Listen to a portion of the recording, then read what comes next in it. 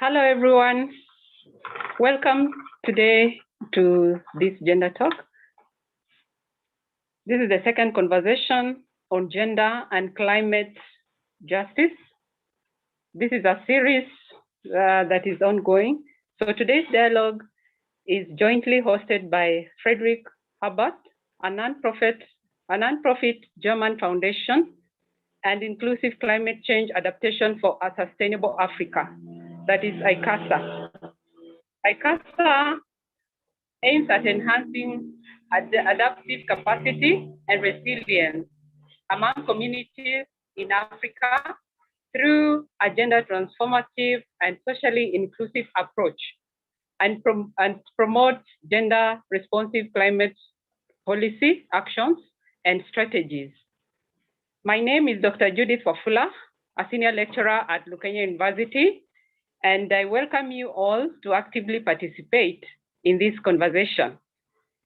Kindly note that today's dialogue will take about 1.5 hours and is being recorded. The dialogue is also streaming on ICASA YouTube channel. We also encourage you to tweet this conversation using our hashtag gender and climate justice. Today, we have the pleasure of 3 speakers who will be discussing issues on gender and climate justice in Kenya. I politely remind everyone that you type your questions and comments in the chat box.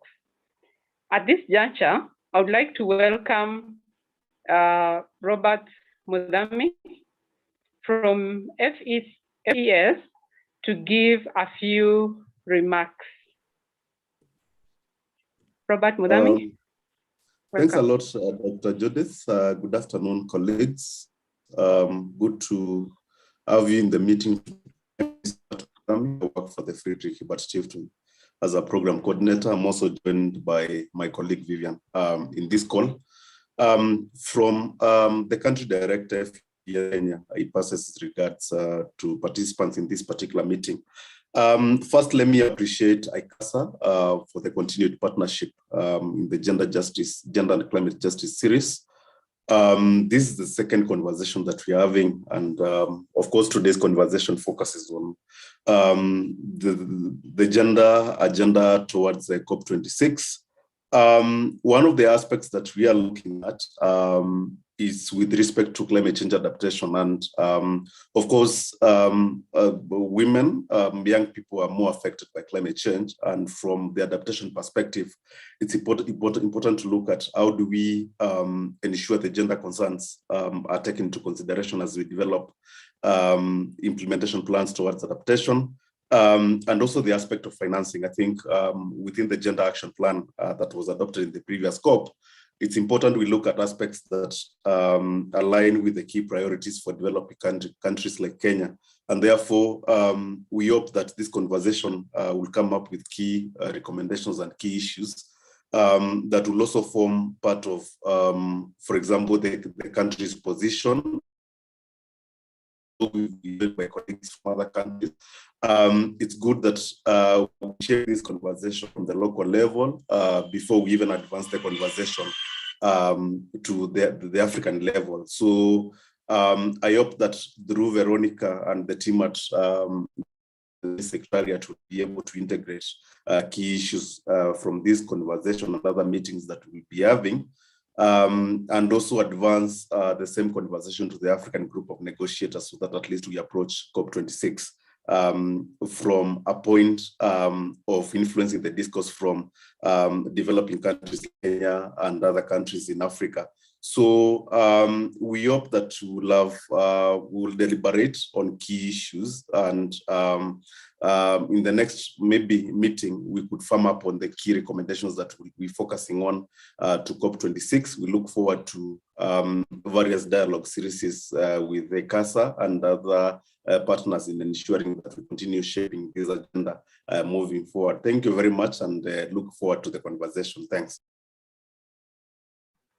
Thank you, Robert. I now welcome Dr. Mary Nyasimi from ICASA to also give a few remarks. Thank you, Dr. Wafula, Dr. Judith Wafula from Lukenya University, and welcome to everyone who has joined us today on this gender and climate change, climate justice conversation. Once again, as Dr. Wafula said, my name is Dr. Mary Nyasimi. I'm the director of ICASA. And as Dr. Wafula said, today's conversations are centered around the upcoming COP26 in Glasgow that will be held in November this year. And the reports that are coming actually out of the UK team that are hosting the event, they released a report that showed that in the lineup, women and youth are only represented at the junior level subsections of the negotiations.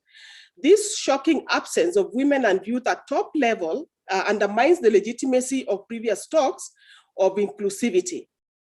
It is surprising to see how, on one hand, the COP talks about incorporating the climate change gender action plan to increase the role of women in climate action, but on the other hand, the same parties are failing to put their policies into practice as women fail to be represented in these top level discussions and negotiations. And actually the number of women coming in as head of delegations is really, really low. It is therefore important to examine how we can increase the number of women delegations attending COP26 and also see how we can ensure that they can actively participate. Thank you all and welcome to today's conversation. Back to you, Dr. Wafula. Thank you, Dr. Mary Nyasimi and Robert. It's now my pleasure to welcome the first speaker, who is Mrs. Veronica Ndeto. She will be presenting on how we can amplify the voices of women on the Coronivia Joint Work Program, that is KJWA. Just shortly on her bio, Mrs. Veronica Ndeto is an agriculture and climate change expert. She coordinates activities of climate change at Ministry of Agriculture, Fisheries and Cooperatives in Kenya. She is currently the Kenyan lead negotiator on the agriculture and KJWA in the UNFCCC, and also coordinates the National Multi-Stakeholder Platform for Climate Smart Agriculture in the country. It is now my pleasure to welcome Mrs. Veronica Ndeto to take the floor. Karibu.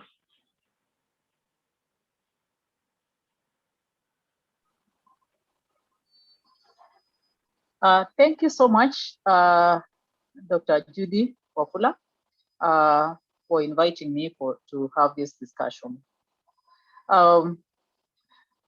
As I have been introduced, I work for the Ministry of Agriculture. And so by default, I discuss issues of agriculture in the climate change negotiations. So my presentation is on what is called the the Coronivia Joint Work on Agriculture. And this is the ministry are discussed. So to start my presentations, I think I would want to introduce what is Coronivia Joint Work on Agriculture. Then I look at the women agriculture and the climate change. Then I will look at the areas of focus for the KJWA, which is the Coronivia Joint Work on Agriculture topics. And then I make a few recommendations. So kindly let me have the presentation. The next slide, please. So by introduction, the Coronivia Joint Work on Agriculture is a landmark decision that was reached in COP23. And this was in 2017. Please go back to the first slide. I don't know what is happening. Yes, thank you. In this decision, the issues of agriculture were there, recognized. And this was particularly looking at the fact that agriculture is unique and it can also be able to contribute to climate change, addressing climate change issues, and also looking at the consideration of agriculture as the way it is vulnerable to climate change, and how we can achieve food security and be able to address climate change in agriculture. So under the Coronivia Joint Work on Agriculture, which I will now be abbreviating as the KJWA, agriculture is jointly addressed by the subsidiary body on implementation and the subsidiary body on scientific and technological advice. So earlier, agriculture had been discussed under the SAPSTA alone, but that is more scientific than a implementation. And that is why for people in agriculture under the COP, they felt that this was really a big step forward. And that is why they call it a landmark decision, because now agriculture is going to be, or was meant to be addressed through implementation. Issues of implementation in agriculture were going to be implemented. Now, the following year, that is 2018, the team of agriculture experts or negotiators developed what we call the KJWA roadmap, or the Coronivia Joint Roadmap. And this is the one that established 6 topics upon which the KJWA would be discussed up to COP26. As you all know, COP26 was supposed to have ended or was supposed to have been last year, but of course we are still looking forward to it this year.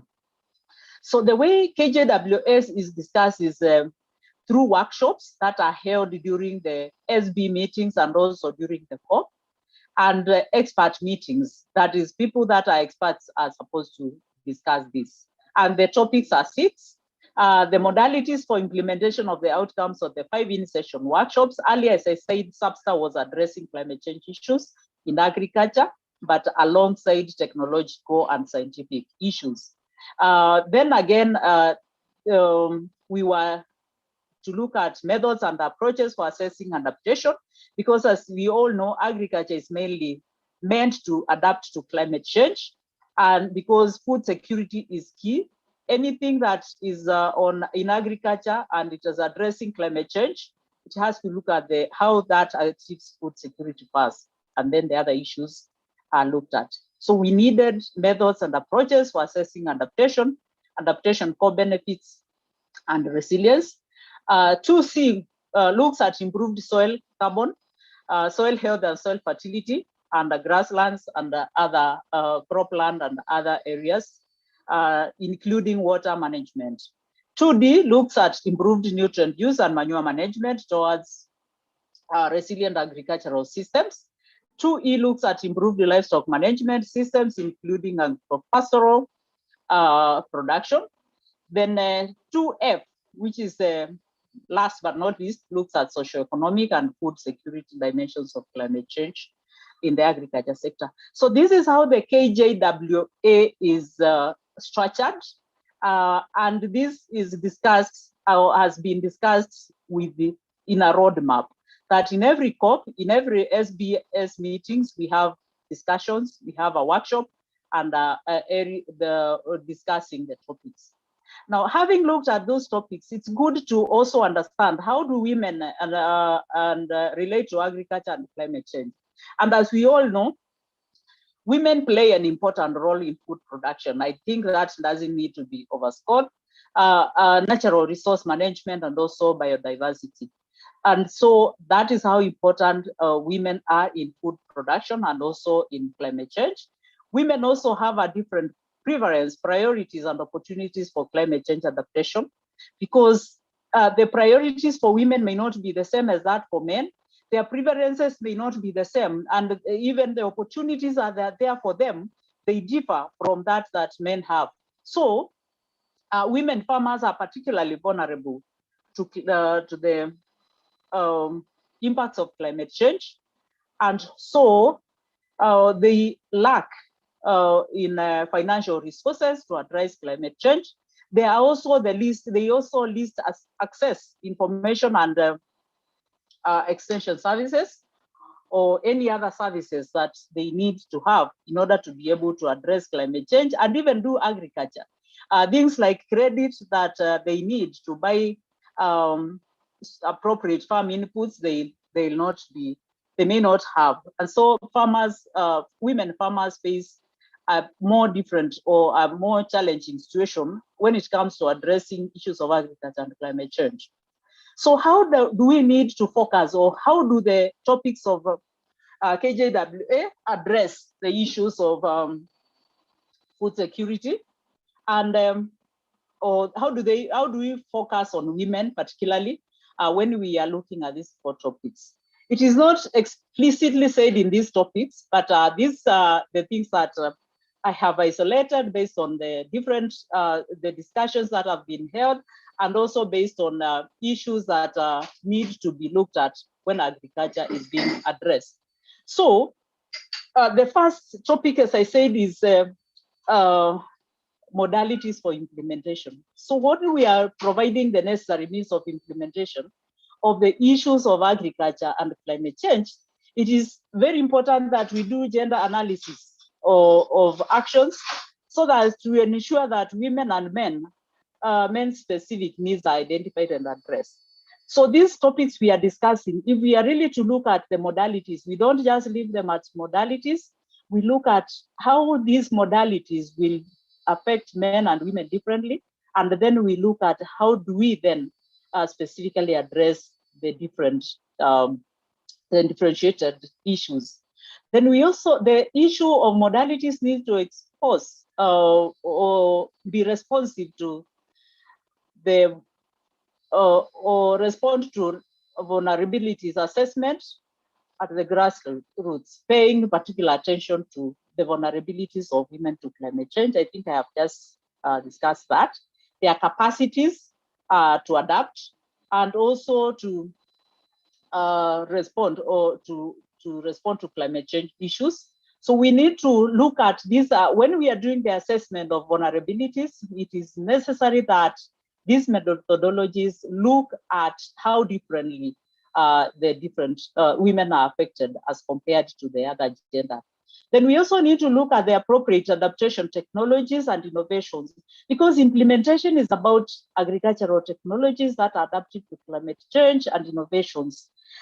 These then need to be geared, or they need to focus on the grassroots, and particularly in our countries, developing countries, we need to look at the rural livelihoods of the women. And so we need to ensure that the technologies and the innovations are actually relevant to these farmers.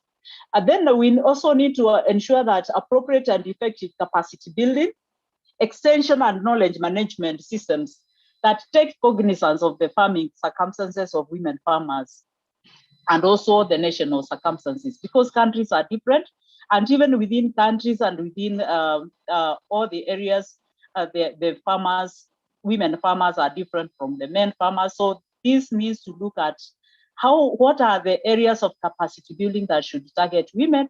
What are the methods of extension and knowledge management that need to focus on women farmers?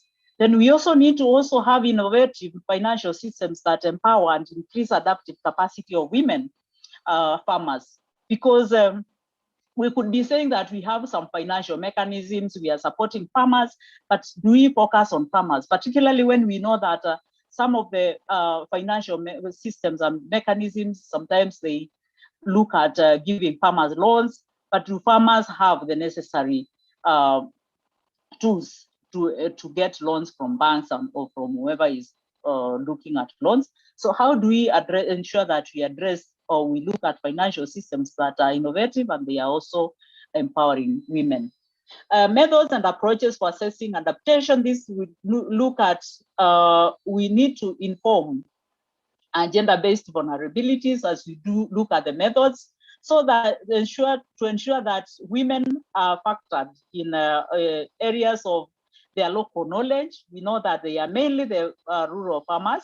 And so we need to look at, when we are looking at the measurements of adaptation, can we look at areas where the farmers would consider that or women farmers consider that they are adapted to climate change, like when they look at sowing seasons of the farmers, about cropping, local crops, livestock trees and all that, the varieties of crops and trees, the breeds of livestock and other animals, the biopesticides, manure applications, the farmers, the women farmers and in the rural areas have their own experiences on how they do these things.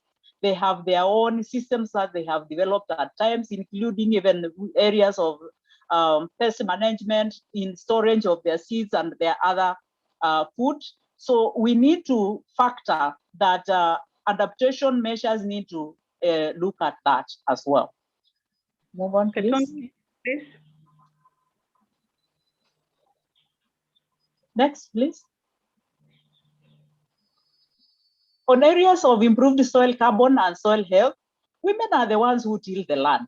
So if we have issues in the soil carbon, soil health, and soil fertility on the cropland or even grassland, we need to be able to address this, the socio-cultural, institutional, and economic and policy barriers of adoption at scale. And then we need to recognize the role of women empowerment interventions that look at soil health. We need also to isolate and highlight the important gender considerations for soil improvement or soil management that could be supporting adaptation, sustainable management of or sustainable management practices. We also need to look at developing approaches that lift the constraints that limit women's adoption of soil enhancing practices and facilities that build capacity on innovative soil management. For example, you need to look at if the women farmers have to be able to enhance soil fertility, enhance soil health, do they own that land? Are they able to continue tilling that land? Or do we just tell them do soil management and then we don't, when we are not sure that they'll be farming in the same areas of land in the next season or in the next year? Improved nutrient use and manure management towards sustainable management, that is very much relevant to the soil management because we need to ensure that women have access to research and knowledge for sustainable manure management and nutrient management. We also encourage knowledge sharing, awareness raising, and training of best practices for management of these aspects. And we also need practices and approaches that take into account traditional techniques, knowledge, and also women farmers also into adoption. So these things need to be considered when we are looking at improved soil and manure management, so that we are not just talking about manure management, nutrient management. We have to look at how does it affect women? How do we want the women to participate? Next, please.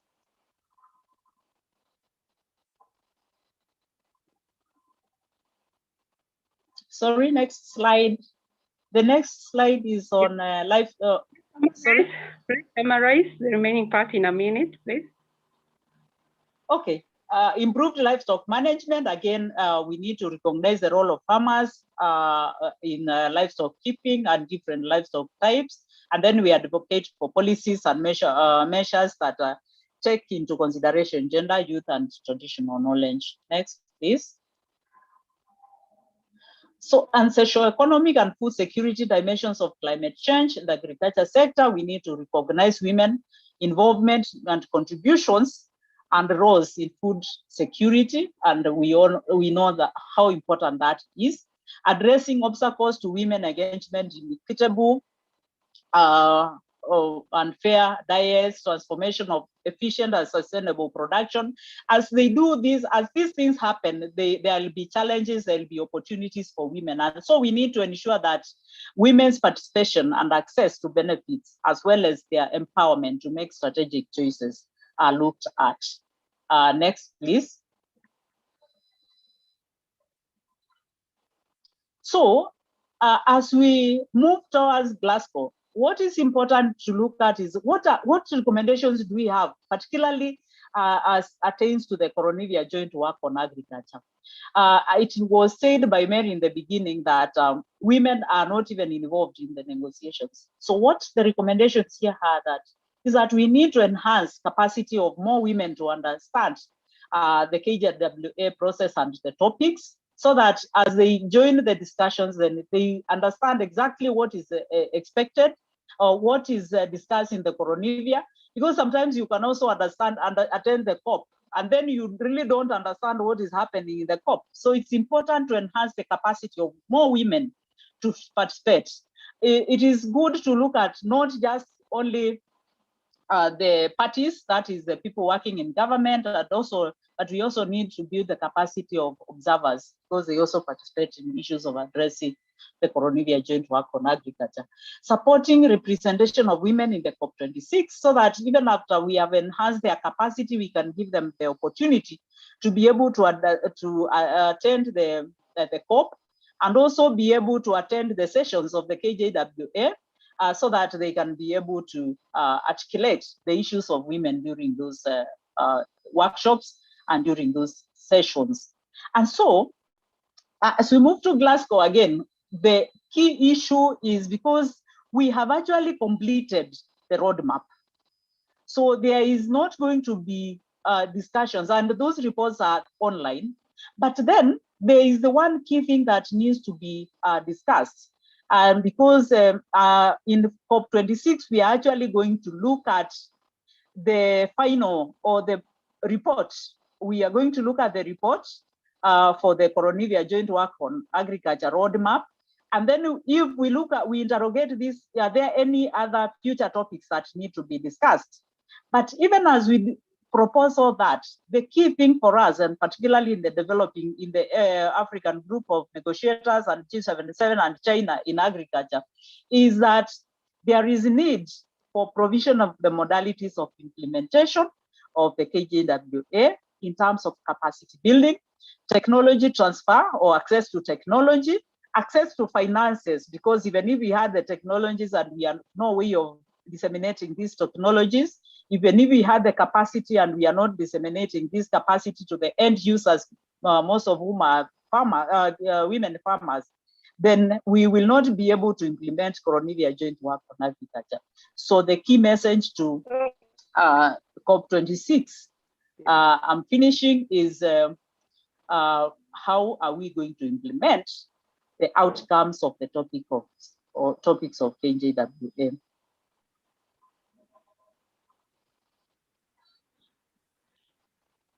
Thank you very much.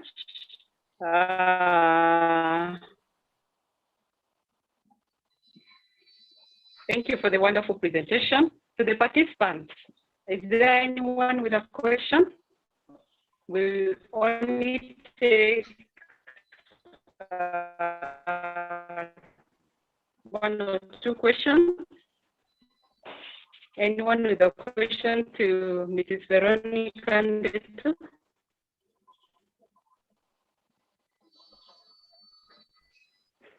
Questions can be written on the chat box, or you can put your hand up. You can raise your hand. I can see a hand up. Please go. You can. I think the person did not raise their hand up.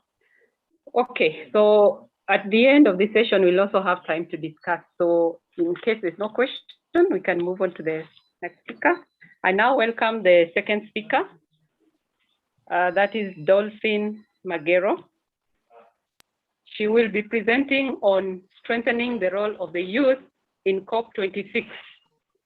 I'll read her bio. Ms. Dolphin Magero is the co-founder of the Global Youth Climate Action Fund, which is an initiative that is looking to streamline access to climate finance for young people.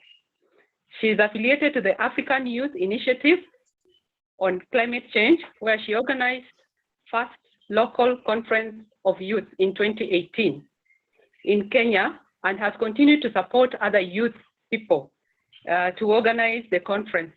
She's currently engaged in Tana River County, where she's focused on broader environmental issues that deal with climate change, biodiversity, resource-based conflict.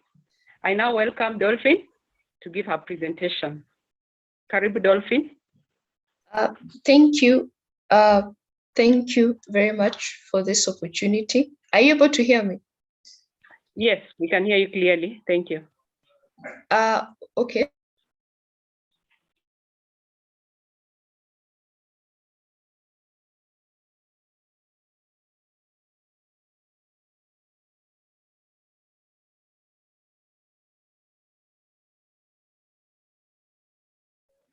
Oh, Dolphin, we've lost you again.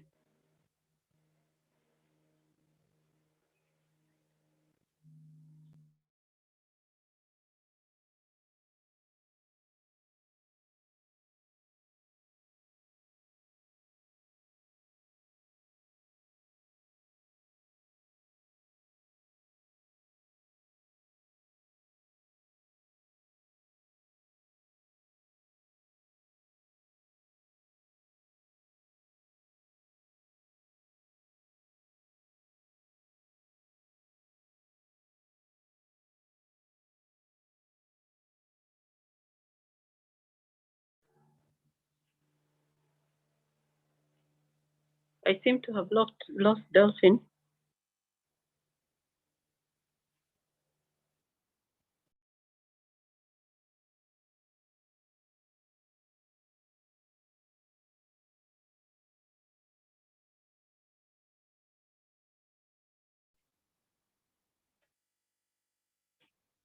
I seem to have lost Dolphin. So, Mary, are you getting her? Or is it my side?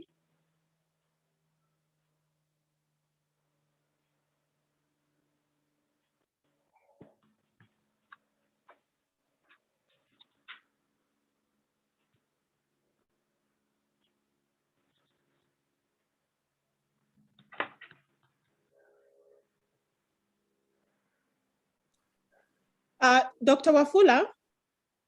Yeah, I thought maybe it's I thought it was my side that had a problem, but it seems we've lost her. So I don't know if we have. Lerenten is on. Yeah. Mr. Lerenten, Thomas Lerenten. Yeah, if he's in, then we can have him. I'll first introduce Mr. Lerenten. Agenda item. So we have Mr. Laurentine Lelenkoiten is the Deputy Director, Climate Change Adaptation. Hello. Okay, I'm here. Thank you. I was doing your introduction so that you can speak next, and then you can have Dolphin at the end. So, okay. Thomas, I could just go. Let me just go ahead and read your bio first. Thomas Lerentine Lelekoitien is the Deputy Director, Climate Change Adaptation at the Climate Change Directorate, Ministry of Environment and Forestry. He's the focal point for National Adaptation Plan and currently a steering committee member for NAP Global Network. He coordinates climate change adaptation in the country. I now take this opportunity to welcome Mr. Thomas. Karibu sana for your presentation. Good afternoon, everyone. I'm Lerenten Lelekoiten, as rightly been introduced. I'm going to take you through this presentation on increasing women delegates to COP26, Glasgow, UK, the challenges and opportunities. It's really my pleasure being with you this afternoon. So can you go to the next slide, please? Yeah, it's just to give some background information, is that the issues of gender in this space of climate change has been discussed for quite some time, and actually it's very, very important agenda item. And climate change affects different gender differently, and we need to recognize that even as we address issues of climate change. So in decision 23 CP18, those efforts are required to make all parties to improve participation of women in all in the convention, or all the institutions under the convention, the Kyoto Protocol, and the Paris Agreement.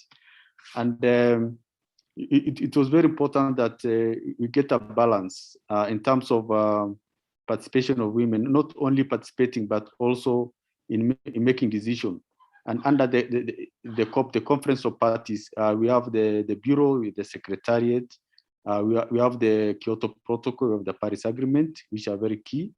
And also we have the constituted bodies that drive specific agenda items under the COP. And it's also very important that the gender issues are captured. And if you see for over 25 years, we have been having these COPs. And in COP 12, in 2012, that's COP 18. There's a very deliberate effort to make sure that the Secretariat starts to take stock of participation of women in the national delegations as well as in the constituted bodies. So as we look at the composition of gender, we have to make sure that gender is well represented at the top decision-making organs of UNFCCC. And one of these is the Secretariat, UNFCCC Secretariat, and the various bureaus that fall under the Kyoto Protocol and the Paris Agreement. Also, all the technical bodies. We have the SB subsidiary bodies. We also have women being represented at that level. And also very important is the national delegations, the people that do the, they do the real technical work, the delegates that attend these COPs. We need also to have a very strong representation of women. So the next slide, please.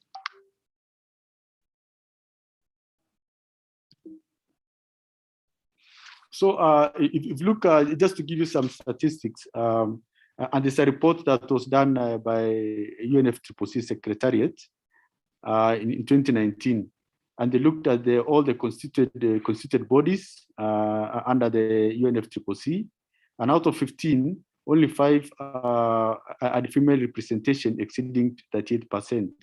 Overall, the female representation on constituted bodies averaged 33%.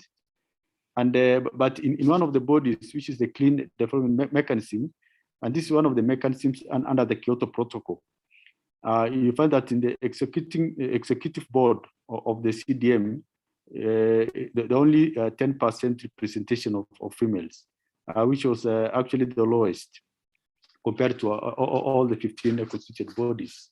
And if you look at the report of 2019, only 2 constituted bodies had more than 50% female representation. And this was the Adaptation Committee, which had 56%, and the Paris Committee on Capacity Building, which had 58%. The next slide, please. And if you look at the report further, it states that only 38% of the delegates to the 2018 COP in Katowice were women, which is still a very low number. And the numbers were generally lower for the heads of delegation. So even as we have, we strive to have more members of the national delegations being women, but also it will add more value if you have them being the heads of delegation.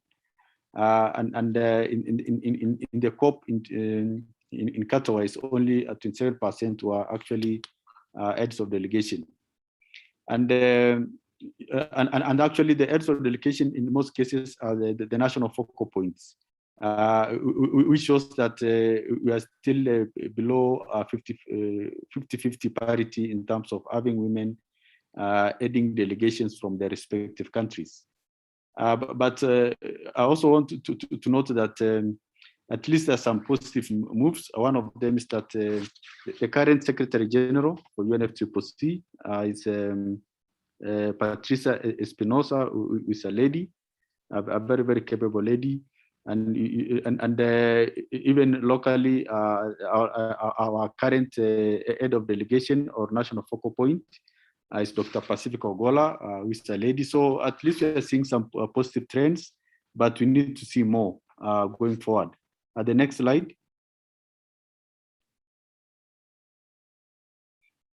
So just to give you some broad picture of how other or different negotiation groups are having women in representation, you find that compared to statistics in 2017 and 2018, in 2017, in 2017 we had the European Union with a slightly over 50% representation of women. We had the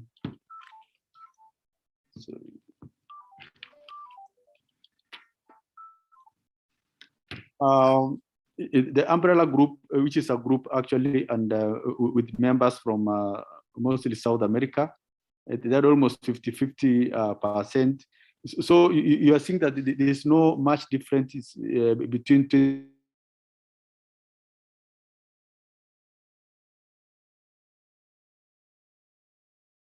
different delegations that are attending the COPs. And if you look at the African group where we fall, actually, those in 2017 and 2018, it was almost the same, not much different.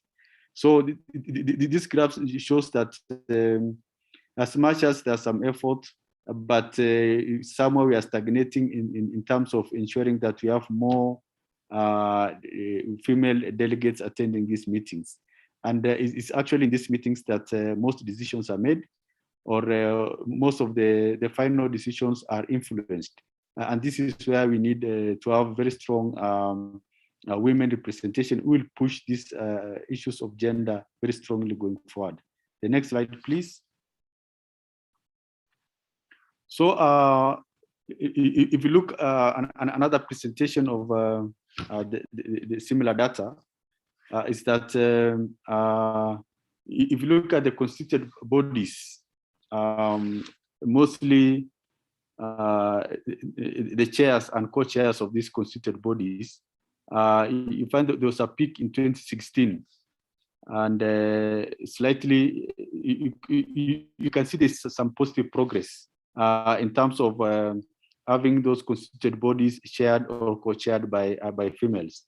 But if you look at this other, the number of delegation, the delegation leaders, and the female constituted body members, it's more a lot of progress. We have almost a linear sort of representation, which means we still need a lot of efforts to make sure that we have more women in the delegations. We also have more women aiding the various delegations and also in the constituted bodies. So this just gives you a picture that we still need to push this percentage to go to 40 and even 50%. We need to answer going forward, even in representative women represented in the national delegations, to have more women in the constituted bodies, and also more women aiding those constituted bodies in terms of being chairs and co-chairs. The next slide, please.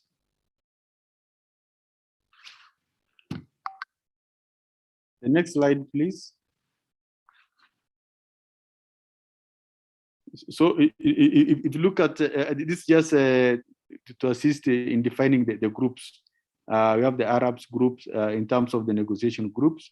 We have the environmental group. We have the European Union. Basically, these groups are usually made to make sure that as a country, as a group of countries with similar issues, how do you push your agenda items? It's usually better when you go as a group than if you go as a single country. So these are it's just explaining the legend or further expounding on the previous presentation. So if you come at challenges, because of time, I'm rushing a little bit, maybe you'll ask more questions, is that attending COPs is quite expensive because you have to, you need to get support for accommodation and the meals and everything. And to have more women require that we have more resources to support them. I know as a country, you'll get many people interested to attend, but you will always have limitations in terms of how many people can get that financial support. And it's actually one of the biggest constraints in terms of having more delegates attending. And also, like example of Kenya, we usually have several agenda items for in the COP, and we have specific experts in each of these agenda items. So if you have more women experts in each of these agenda items, it means that we'll have more of them being supported to go to attend the COPs. Because once you are you have a specialty in a specific agenda item, you have been following it for a long time, then it becomes really very difficult to leave you out because of the obvious value addition. And also, you also have those very specific gender consideration, like if you have a lady who has very small kids that they are not able to leave behind, and you have a COP that will take you like for 3 weeks, it really becomes difficult for that individual lady to make a decision to attend these meetings. And this calls for special consideration to make sure that such ladies are given the right conducive environment for them to be able to concentrate in the negotiations. And this means that you have to support them and also support somebody to help that person to look after the child and all those technicalities. And going forward, I think it's a very important aspect to consider to make sure that more women actually attend these meetings by making it conducive for them to participate. So in terms of opportunities, you have to recognize that if you look back a few years, if you look at a few years back, and where we are now in terms of awareness and the need for gender inclusivity, we have made some very, very big steps. We are not yet there, but we are making very good progress. We even have now the laws further reinforcing the need to have issues of gender inclusion in all spheres of our undertakings. So that's a very, very important opportunity that you can ride on to make sure that we have enough women attending the COPs and all issues on climate change. And then another important aspect is existence of civil society. We find that we have many civil society that are really pushing this agenda item. And the civil society also should go further to make sure that they sponsor these more women to attend the COPs. And also we are looking forward that through this avenue, we are going to have more women being sponsored to attend the next COP. So also women experts on agenda items. We have very strong ladies actually leading several of these agenda items. I have to appreciate Veronica, who just gave a presentation. She leads the team negotiating on agriculture, the Coronavia item under the COP, which is a very vibrant agenda item in the UNFCCC. So you know, we need more experts that will be leading these agenda items, and that will give them a very strong basis for them to attend these meetings. Also, we increasingly having more policies and legal instruments that are supporting the need to have women actively participating on issues of climate change. Currently, we are developing regulations on public participation. And of course, issues of gender are really emphasized and given a lot of weight. And now another opportunity is the fact that, a blessing in disguise is the issue of the virtual meetings that we are currently having. Although, of course, we have to recognize the negative impact of COVID-19. But in this case, I remember the last SBs, SB 52 that we held around June. The fact that we are using the virtual platform, many people were able to attend because we were able to overcome the limitations of the sponsorship to travel and accommodation in different venues. So that's another opportunity to have more, to bring in more people and more women to participate in this process. And I remember in some of the meetings we're having, you find that somebody is having the virtual meeting, you can hear the children are in the background. People are able to multitask, and which allowed more people actually to attend and participate in this process. Of course, they need also. Could you please summarize in the next? I'm almost finishing. Okay, thank you. Yeah, you can do the next slide. Actually, is my final slide.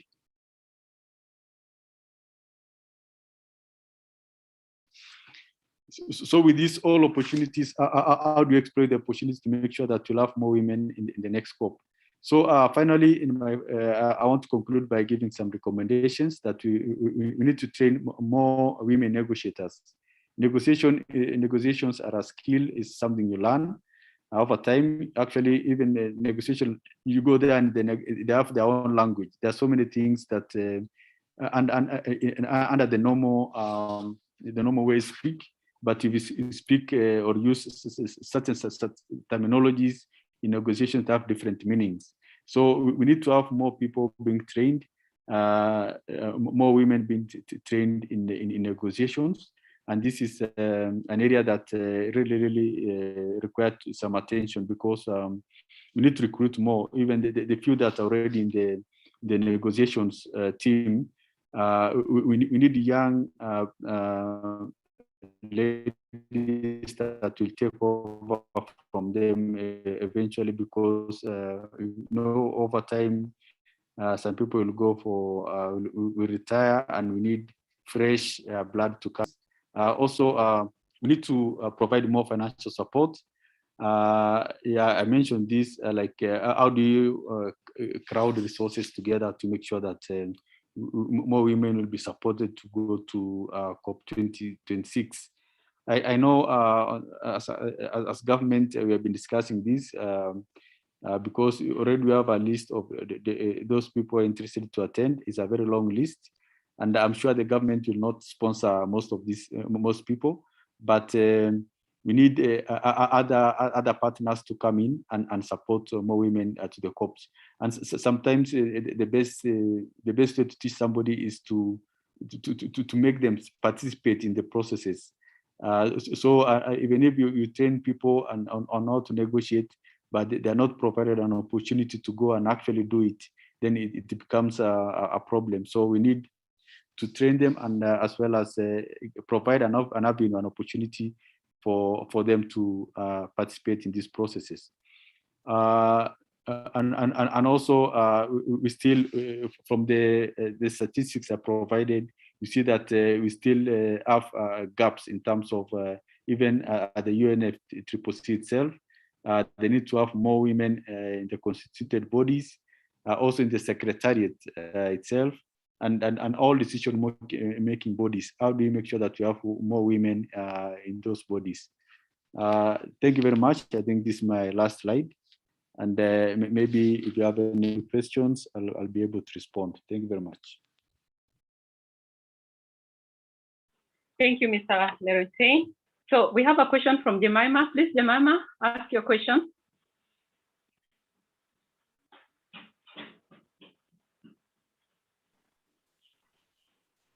Thank you. My question is, I've just listened broadly, and disability and gender goes hand in hand. And I was just asking how many women with disability are involved in this delegation? And how do you disseminate your information? Because you find that if we don't have braille material, our women who are visually impaired can't access this information. And as you talked about capacity building, how do you do capacity building around people with different disabilities? Because like in this forum, if I was a deaf woman, I could not be able to follow what we are discussing today. How inclusive is gender and climate change? Thank you.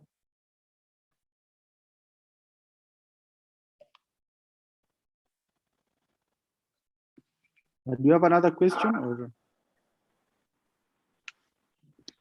Okay. There was also Or a I question can just from, take this one. there was a question from Ryan who was asking the criteria Okay. used to choose the delegates. She was asking about the criteria. So maybe you can put those together. The others maybe we'll take during the discussion. During the discussion, more comments can be added due to time.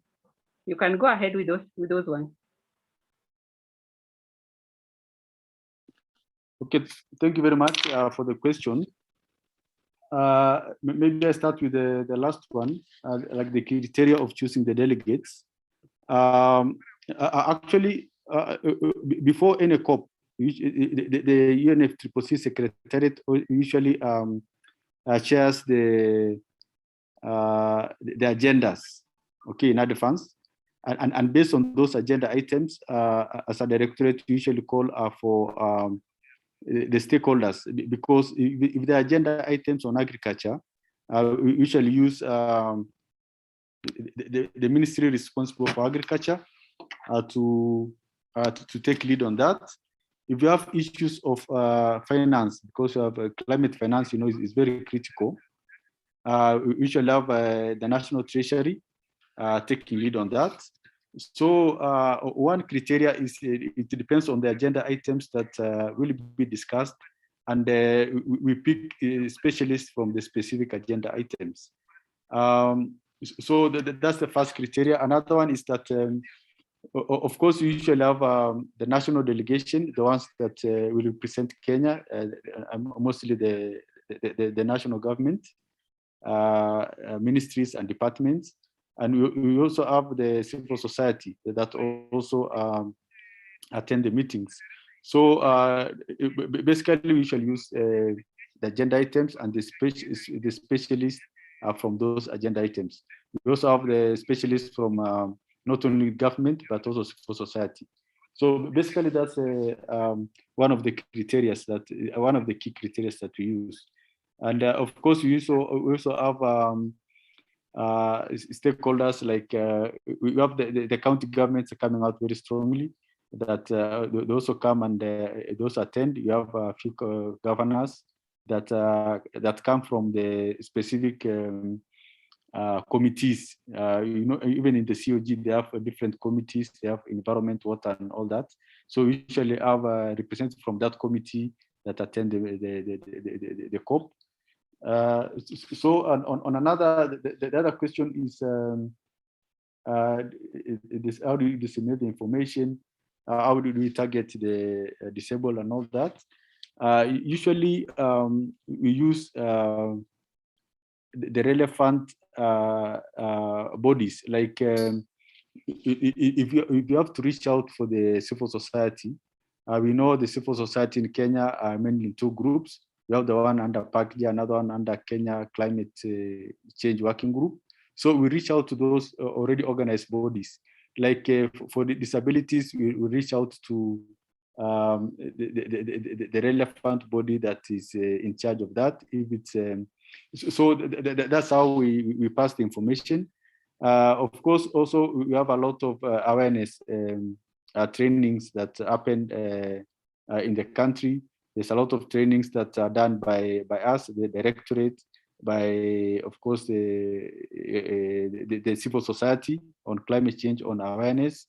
And that's one, some of those avenues that we use to to reach out to different categories. But I have to admit that in terms of the disability, maybe is a gap that you need to improve, because like a meeting like this, as you said, you rightly said, if you have somebody who is down, we are not having somebody who can now, who is doing the sign language. So it's an area that we have gaps in not only in climate change, but in most other fields.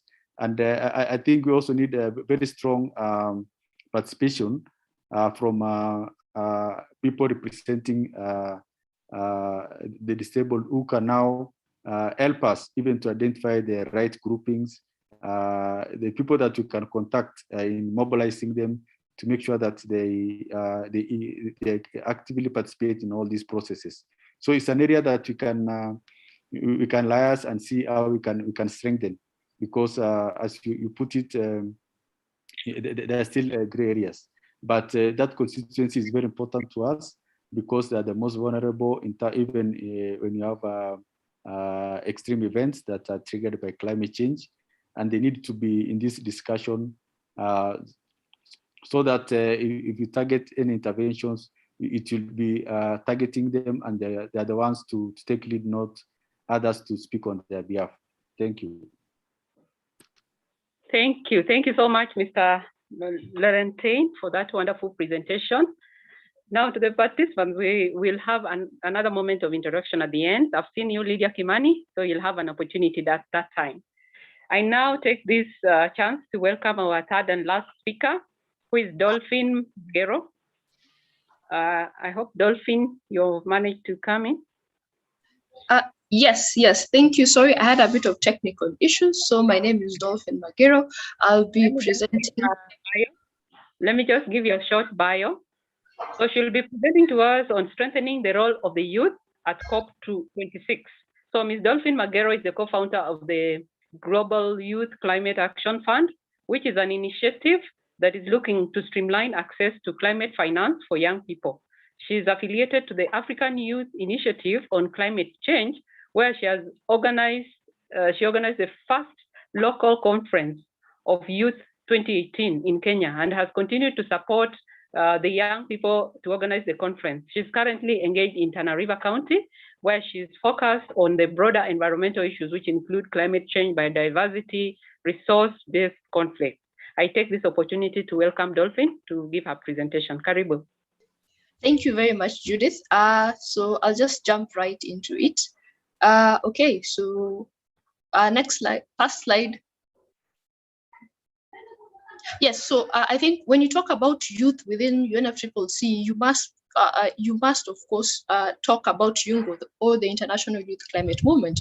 So young people around the world have actually engaged in efforts towards climate change under the umbrella of YUNGO. So YUNGO is the official youth constituency of the UNFCCC. So it is the youth wing of the UNFCCC. So all young people from around the world have to basically converge or go through YUNGO when they want to present the youth agenda. Next slide. I won't read everything. Next slide. Next slide, please. Yeah, so before youth engagement before 2009. So from the beginning, youth have been engaging in conference of parties and intersessions, that's the SBs and the SP50s. So in 2005, youth met in Montreal ahead of COP11 and made their voice heard, and this was the first COI. It's also called the Global Conference of Youth. I'll explain what the COI is moving up. So before 2005, youth basically participate under the umbrella of International Youth Climate Movement, IYCM, which is also today known as YUNGO. So the participation has seen a lack of youth involvement, especially from the Global South. So within international discussions, there's the Global North and there's the Global South. So the Global North are the developed countries, and then the Global South are the developing countries, such as those in Africa and Asia, and basically the people who don't have money, basically. Next slide.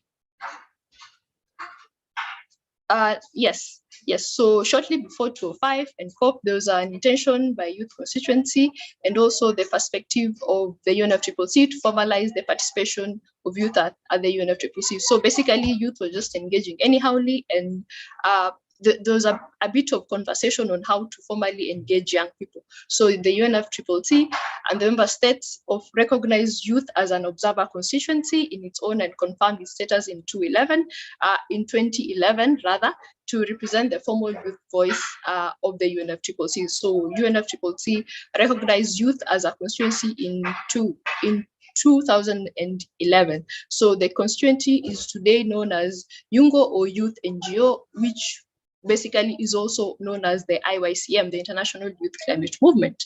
So we can go straight forward. Next slide. Sorry, I won't read everything. So the mission of YUNGO basically is to create awareness, collaboration, policy and advocacy, youth action. So on international level, in the fields of related to climate change crisis and the needed transformation solution. So basically anything that how YUNGO works, anything that the Secretariat wishes to pass down to global youth, they pass through the YUNGO. So it goes through YUNGO, then it goes to the youth all across the world. So next slide.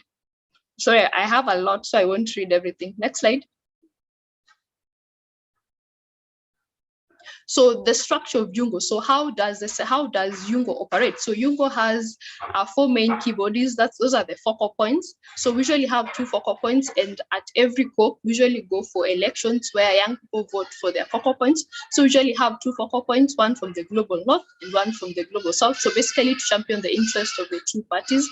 So currently, the focal point is Marie Claire from the global north and Hita from the global south. So for the global south, Hita is from India, and the global south usually has Africa and Asia basically. So during elections, during the elections, they usually alternate whether who's going to vie from the focal point. So hopefully this time we'll get a focal point from Africa, because it went to Asia last time. So after the focal point, we have the bottom lining team that is basically sought to basically create some sort of fairness, and so that to basically oversee that opportunities and information is passed down to youths equally, and there's no biasness towards that. But the bottom lining team is slowly being replaced by the global coordination team, which is larger, because I think the increase in number of young people basically across the globe and increase in engagement within young people made them to basically expand the coordination team. So we have the global coordination team.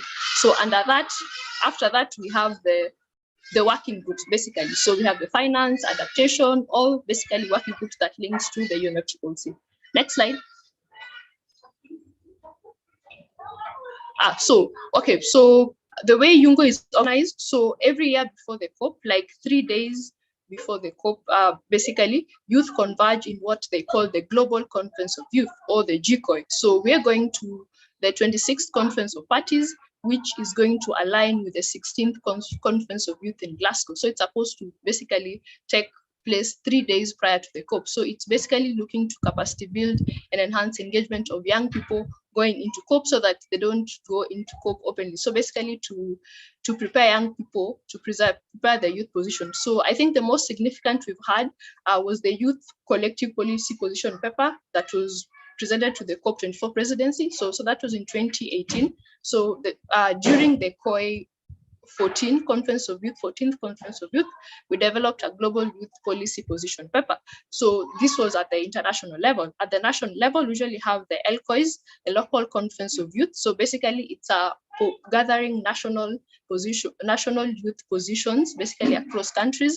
And I think Kenya has been holding LCOIs ever since 2018. And it's something that I think young people have actually been active on. Next slide. So then now I want to mainstream down to the Kenyan concept and the National Youth Climate Change Council. First slide, yes. So since COP12, when Kenya hosted the UNFCCC, basically, I think there have been a bit of significant youth engagement. So with that, basically, young people engaged actively and there was a need to formulate a youth body. So that's when the African Youth Initiative on Climate Change was formed, and it was endorsed by Africans across. So nationally, I think iKenya has been basically leading basically on this agenda. It has been acted as a focal point for the national for working closely with the Ministry of Environment. I think the Climate Change Directorate can testify to this. So it has basically been able to participate in processes such as NDC's consultation, participation in development of the NCAP, which is a great achievement for basically young people across the globe, across the country. Next slide. Next slide, kindly.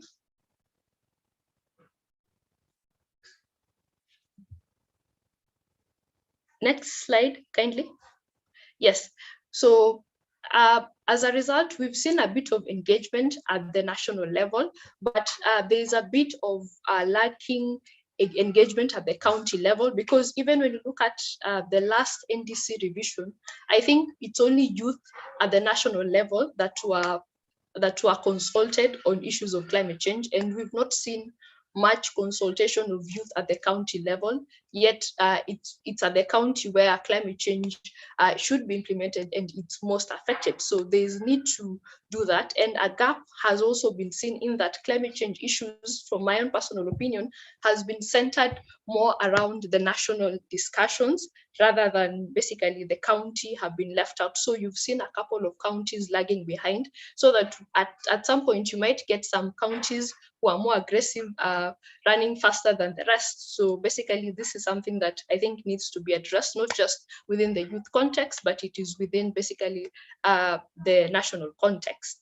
Next slide. 2 minutes. Yes. 1 minute.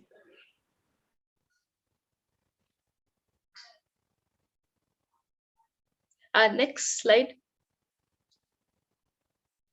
Thank you. So, like I said, IKE has been the lead focal point. So IKE has been holding the past 3 LCOIs, I think. And I think it's only this time that I think Keen has got an opportunity to hold the LCOI. So even when Keen was holding the LCOI at the international negotiations, because to host an LCOI, you must be accredited by UNGO. You basically have to apply. And sometimes you'll find that at the international spaces, because there's increasing youth engagement, which is a good thing, you have the issue of double counting, in the essence that you have more than one organization from Kenya basically applying for that. So the international team is usually conflicted which organization to give the letter to. So it's usually an issue that we've seen basically develop in the past.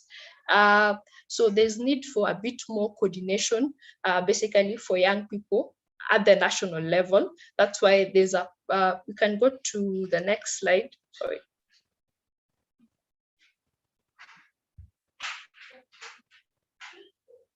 Yes, so there's need for, I think sorry.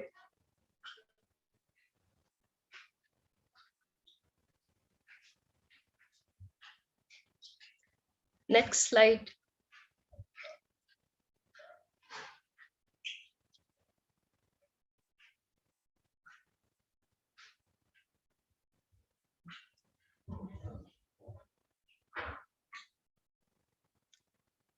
So I think this is, yes. So I think the perception, so the challenge experienced at the global level is also the same challenge experienced at the national level. When the Minister of Environment wants to engage youth on a particular agenda, they're conflicted. Do we go to IKE? Do we go to KYCN? Do we go to KIN? Who do we go to? So this issue has also been experience at the national level. There's also the perception of youth as CSOs, which is a bit biased, because you'll also find young people within other sectors of society. Like within government, we have youth; within civil society, we have youth; within the private sector, basically across every sector, you'll find the youth. So youths are basically within every age group. So there's need to change that perspective and look at young people in a holistic manner, in that we also have youth across basically every group. So This is why there's a proposal to develop a National Youth Climate Change Council. So the National Youth Climate Change Council will seem to streamline youth engagement at the national level when it comes to climate change issues. So it will bring together youth from government, the youth groups and the organizations, private sector, civil society, academia, special interest group like the people with disabilities, and of course, most importantly, youth from the 47 counties through the 6 regional economic block coordination manner, because I think the issue is that we have counties that are running faster than others are ahead, and people are trying to catch up. So this is a draft proposed organogram for the council of how it would ideally look like. It is a draft that is being discussed by a couple of people. So ideally we'd have a steering committee, because we must know that we're not all at the same level, and we must have those who know to teach others and lift them up. So we'd have, of course, a steering committee basically to support. This is non-hierarchical. So we'd also have the oversight committee to ensure that no one is stepping on the other, or there's no unfairness and bias. And then we'd also have the regional economic block representatives, so two from each of the regional economic block. Then of course we'd have the advisory committee, because we have youth within government, youth groups such as IKE, KIN, KYCN, all of them. Then the COG, of course, we can't ignore the role of the COG. Then academia and research, because we can't, even youth within universities are affected by climate change. So they are still youth, and the academia, I think we will not have gotten to the Paris Agreement without the role of science. So we must include the scientists within all this. Then you have special interest group and all those people. Next slide. Oh, please summarize in 1 minute. Yes. So the roles would be to basically streamline all activities in regards to the youth context and how youth could have more meaningful engagement. Next slide. So supporting Ministry of Youth, Ministry of Environment, and all that. Next slide. I think this one you're all familiar with. Next slide. This is, I'll just touch a brief on it. In the next 3 minutes, I think I should be done. So the GYCAF is an initiative that was launched in 2020 of June, basically to support young people to access financing at the global level. We can forward to where we have the diagram. I think that can summarize everything. So yes, we can. I can finish everything here. So in June of 2020, we developed capacity building webinar series with Yungo. Then we developed the initiative some more, the website proposal, TOR. Then we did a feasibility study, stakeholder mapping, that was in June. Then we are preparing for the season 2 road to COP26, where we have the board members and all that. Then we have preparation for the readiness phase, basically, then the launch of the readiness program, which should be post COP26. So this is an initiative that is basically seeking to support young people on climate change activities across the globe. So next slide. I'm just summarizing so that, yes. So it's basically looking to mobilize $100 billion by 2030 to support youth activities all across the globe. And we of course have the fund board, the ambassadors, and the season 2 webinars that we're launching on 3rd of September 2020. We have a variety of speakers. Next slide, so that I don't take up the whole session. Next slide. Next slide. So it's going to look at all sorts of financing. Those are financial instruments. We don't need to get into that. Next slide. So it's going to focus on agriculture, clean energy, oceans, capacity building, green stewardship, technology and innovation. I think it's going to touch across every sector within society. So the road to COP26, you might have seen our posters. We have the webinar series, we have the March for Climate Finance, we have the scholarships that we are invested into, then the readiness program that we're looking to launch. Next slide. And what is most relevant to the national youth. So welcome audience and all that. And the final slide, I should be having it to basically summarize what I've said. The next slide. Yes, so basically 2 key way forwards. nationally, let's form a National Youth Climate Change Council with that draft organogram. And to do this, this council has to be linked to the international discussions, basically through the through UNGO, through the COI, and also through the COP, because COI links to the COP so that young people can be more capacity built on issues of climate change. To do this, we need more support to young people to attend this, to follow up, because ICE has held ELCOs for so long, but so many few get to present this agenda basically at the international spaces with other young people. So that's one thing. And the other recommendation, support the institutionalization of the Global Youth Climate Action Fund. Kenya has been marked as host to this fund. So what does it mean for Kenya to be a host? We need to unpack this to basically the government, the non-state chapters, and of course the Kenyan youth in broad. Thank you for your time. Sorry for rushing everything, but I hope you have got one or two things there. Yes, thank you for your time. That is the end of my presentation. Thank you, Dolphin, for that presentation. Now, due to time, we'll go to the next section. And I really want to thank all the speakers for their wonderful presentations that have really been insightful. As a reminder to all attendees, please you may respond to them. Now we are moving to the session where we'll have some kind of topics that the speakers shared, that is on shaping the gender agenda. So I'll ask members to post their questions either on the chat, or those that are given to speak, you only speak within a minute so that we can be able to have giving inclusion. So that is additional points to what the speakers have said, much more. So you could also be giving suggestions you're asking. That would be helpful. So I'll take this opportunity to give Lydia Kimani, please ask your question and give your input. Thank you, Lydia.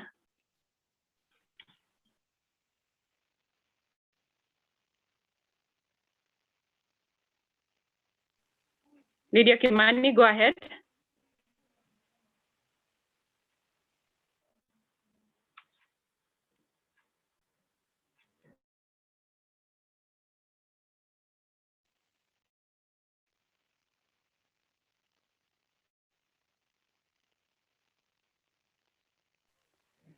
Lydia, are you there?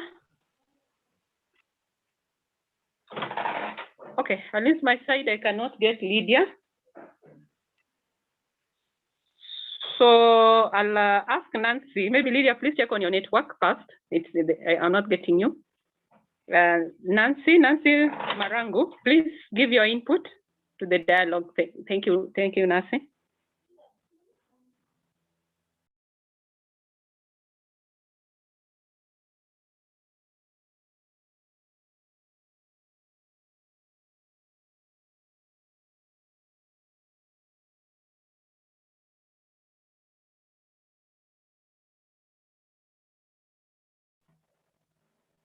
Dr. Nyasim, you can hear me? Is it my side that has a problem?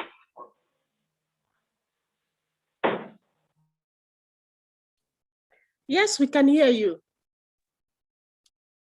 Some of the speakers, maybe they have some network problems. If they come through, we'll be able to give them an opportunity. John Mary Akoy, please. John Mary Akoy, please give your input.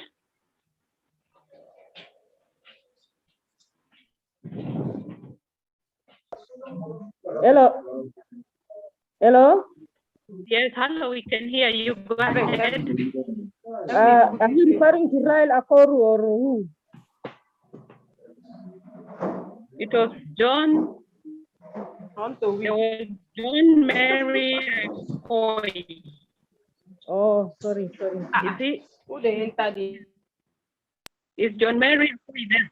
Okay, go ahead, Rael. Rael, please go ahead. Okay, thank you. My name is Rael Akoru. I'm a menstrual hygiene expert, Kenya chapter. I work in the Ministry of Health, Turkana County. One of the issues concerning environment is the non-reusable sanitary pads produced by women and girls in their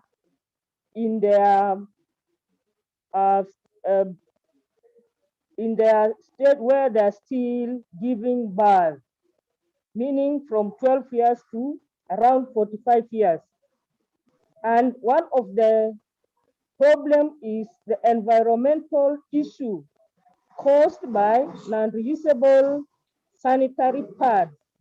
And as a medical expert, we are trying to promote the use of reusable pads. It is a new norm which has not been accepted by the people. So my wish, my contribution is, in such conferences, we should also try to advocate for production of reusable sanitary pads for the sake of our environment. Thank you. Thank you. Thank you, Rael, for that contribution. Very wonderful. Yeah, it's something that we ignore so much, and it's an environmental issue. So now I give this opportunity to Jemima. You had an addition to make. Thank you so much. Please. I just wish to appreciate all the speakers.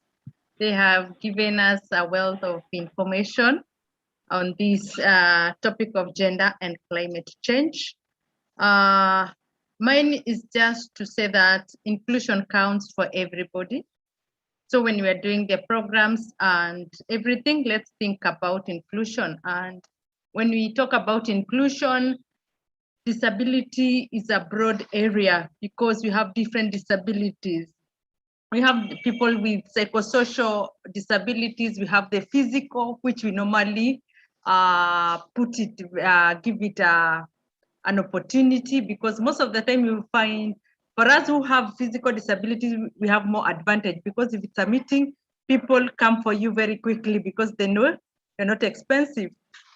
Maybe somebody who is supposed to come with an interpreter, or rather if it's a visually impaired person who will need to come with an aid. So it's very important when you are designing the programs and everything, we think about inclusion. And as a champion of inclusion and rights of persons with disability, I'll always be ready to be there to assist any organization which needs that assistance, even if it is disability mainstreaming. I'm a disability mainstreaming trainer. And when it comes to sanitary, reusable sanitary towels, it's a very good concept. We have done it in Costa Rica, but the challenge is it comes when we have areas like Kilifi County and Kwale where there is no water. Reusable sanitary towels are good, but if they are used in a place where there is no water, it becomes a challenge. So we need to advocate for also to have enough water when we think of this reusable sanitary towel. Thank you so much, and God bless you. Thank you very much, Maima, for that addition. Tabi, I'll give you 1 minute. Tabi Joda, please share your idea in a minute.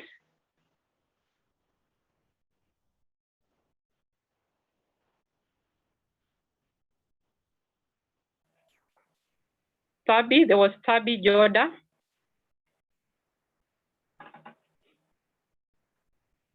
Lydia Kimani, are you back? Okay, go ahead, Lydia. In 1 minute, please.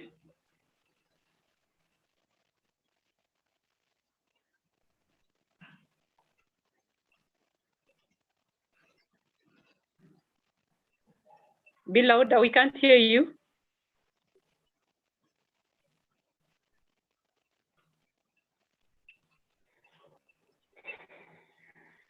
Seems Lydia, we can't get Lydia.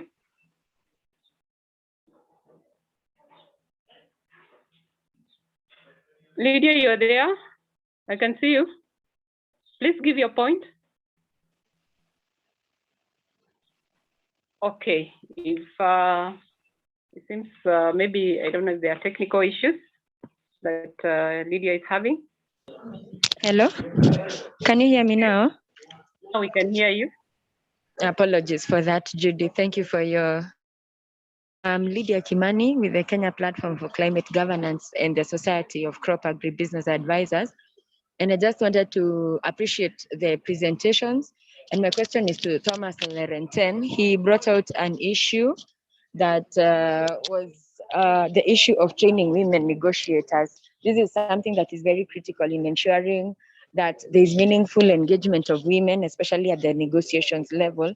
So my question was, has the government initiated, taken initiative to create a capacity building on focusing on this issue?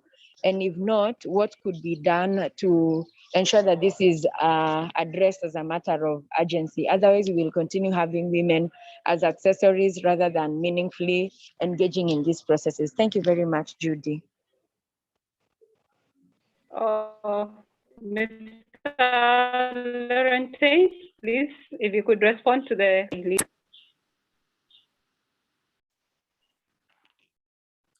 Yeah, thank you for the question. I think we have to that capacity building, and I agree that it's a gap. Actually, not only in negotiations, but in general climate change. You find that most people don't really understand climate change in depth, and there's need to reach out to as many people as possible.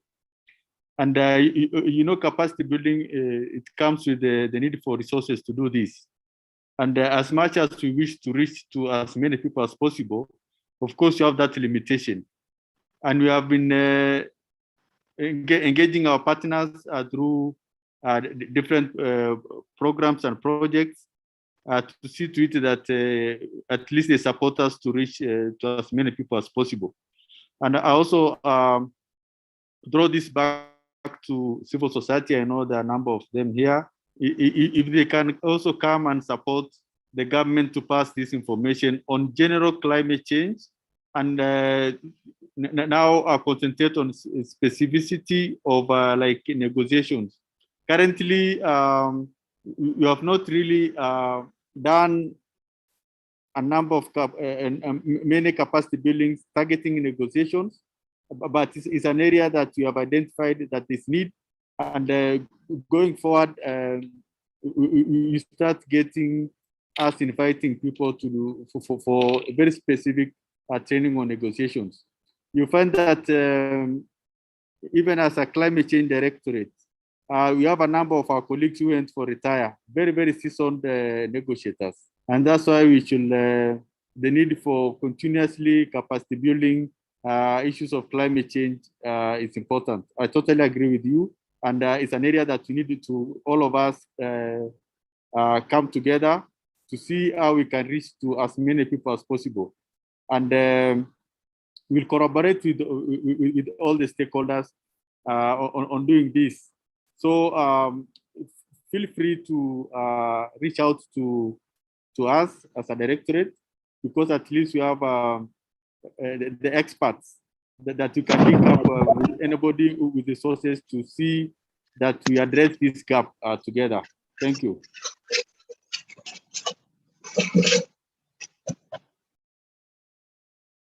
Thank you so much, Mr.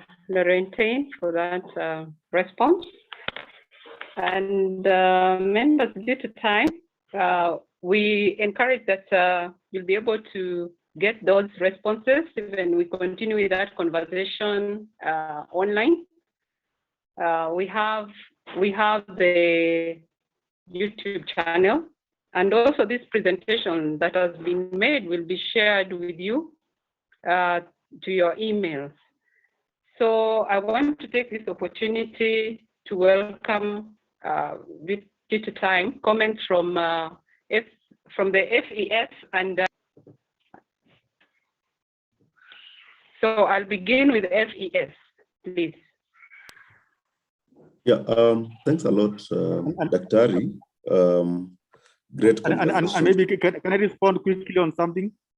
I've seen a question in the chat. Yes, okay. On mainstreaming climate change in the curriculum. Yeah, I just want to Yes. inform you that as a ministry, this is an ongoing process. We are developing together with the KICD the guidelines on mainstreaming climate change in the curriculum, right from the primary school to the higher education level. So this is a process that started and is ongoing. Thank you. Thank you very much, Mr. Laurentine. We can go ahead. Final remarks from FES. Please go ahead. Yeah, thanks a lot, Daktari. And also thanks to Laurentine, Veronica, and also Dolphin for the great presentations and insights. Indeed, speaks a lot on our preparation to the COP, and I think Laurentine and also Veronica pointed out the key gaps that are there and what is supposed to be done, and also issues regarding to the youth.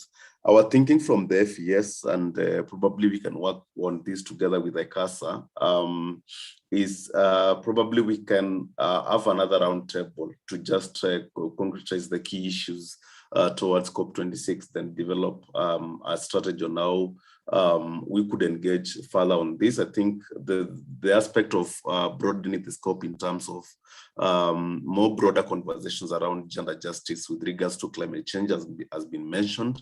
And I think this is a conversation we can pick up with Dr. Mary and also Veronica in trying to also farm. I remember we had a group on gender and climate change working group, but we can also farm up on that and see then how do we advance that conversation moving forward. I also want to thank the Ministry of Environment through the CCD for the kind of support they have provided even in this particular meeting, and I think we'll come back to you in terms of a smaller working group of how we want to work around issues towards COP26 and also broader conversations in terms of partnership. So thank you so much. Maybe Mary may be having more insight into this, but I think we'll develop key recommendations and key issues through a smaller working group. Then we can share with the rest of the team and see then how do we approach COP26. Of course, there are challenges in terms of participation, bearing the fact that Kenya is red listed by the UK. I don't know whether that is something that has been solved yet. So it still remains a challenge for many African countries, but let's see how we organize ourselves in terms of the participation to the COP. Thanks. Thank you. Thank you very much for the insightful comments that you have given to us. Now I welcome Dr. Mary Nyasimi of ICASA with some remarks. Thank you, Dr. Wafula, and thank you to our three panelists, Mr. Thomas Laurentine, Ms. Dolphin Magero, and Ms. Veronica Ndetu. Indeed, the struggle for climate justice is also a struggle for gender justice. And looking at the statistics that Mr. Laurentine gave us, it is actually sad that in this year of 2021, women are still being excluded from vital preparation necessary for making the next the COP26 a success. And we do know that the gender impacts of climate change means that we must ensure an equal balance between men and women, youth, people with disabilities, marginalized populations, especially within the COP26 senior management team. It is difficult to see how the current predominantly male-led COP26 team will ensure that women's voices and the youth voices and people with disabilities voices are heard and their needs are also met. So in conclusion, I will work with Robert Mudama from FES to take the key recommendations that have come out of this meeting and see how we can ensure that we have more women delegates attending COP26. Thank you. Thank you, Dr. Nyasimi. And okay, I've seen the participants, they really have a lot. They've really added a lot in the chat, which is wonderful. Dolphin was commented about the dollar the Doha work, which requires parties to appoint an ACE focal point, and was asking if the Ministry of Environment has done this. Maybe if Mr. Laurentini will have time, just a minute as I finish reading this comment, just to comment on that. And then there's a comment from Nelly Umoren, who is saying it is noted that issues of climate change is only anchored by civil society. So that's a comment from Nelly. Jen Kamwanga says a lot has been done on governance towards women, but there's a gap on climate change. And then Richard Levicki, okay, he has quite some comments here. We can just pick a few things. He says, we have a very important job for COP26, and we'll need to maneuver many small and big issues with a solution that will be nearly impossible. We will need to work in layers and as international partners. So it will be hard for Africa to accept the unfairness of the situation with the carbon budget gone and the situation leaves. What can we say? But the solution will rest on compromises, rapid change in society. The African continent has a very important part in all this. So I think that's a wonderful comment there from Richard. So as I said before, the conversation continues, and due to time, our time is now well spent, or yeah, we are coming to the end. So I want to thank everyone. We have come to the end of this dialogue on gender and climate justice in Kenya. This conversation is already uploaded to ICASA YouTube channel, and I encourage everyone to continue with the conversation. Our next conversation will be on 14th September, starting at 3 p.m. Eastern Africa time. And finally, I encourage all who would like to be speakers to send us your name and topic that you want to speak about to info@icasa.africa.org and copy to fgikunda@icasa.africa.org, or post it on the ICASA YouTube and Facebook page. Finally, I thank everyone and hope to see you in 2 weeks' time on September 13 at 3 p.m. Eastern Africa time. So with that, thank you and bye-bye. Thank you very much.